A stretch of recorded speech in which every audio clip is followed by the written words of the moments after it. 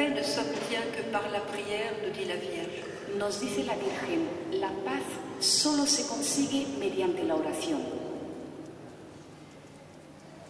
Quand vous n'avez pas la paix, demandez-la à Dieu et il vous la donnera. Cuando no tengáis paz, pedídsela a Dios y os la dará. La Vierge nous a aussi parlé du jeûne. También nos ha hablado la Virgen del ayuno. Car avec le jeûne et la prière, seulement par le jeûne et la prière, on peut arrêter, on peut empêcher les guerres.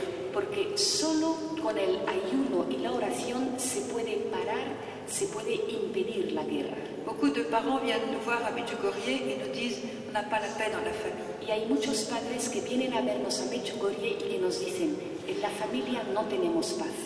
On a un adolescent qui est maintenant dans la drogue, les enfants se comportent mal, et la paix est ruinée dans notre famille. Tenemos un adolescente que ahora está en la droga, los niños se comportan como no deben, en fin, está arruinada la paz en nuestra familia. Alors, il nous disait, pourtant on prie et il n'y a rien qui change.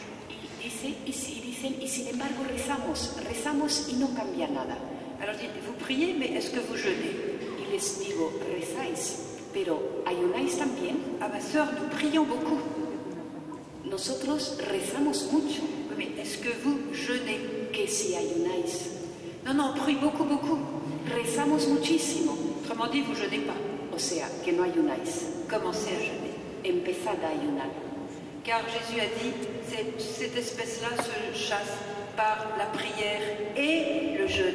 Porque dijo Jesús, esta especie solo se expulsa mediante la oración y el ayuno.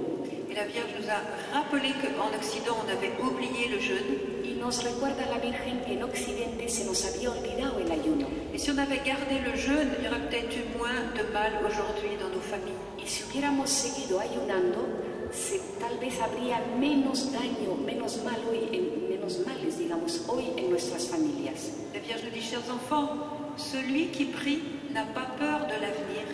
Dice la Virgen, queridos hijos, el que reza no tiene miedo del futuro.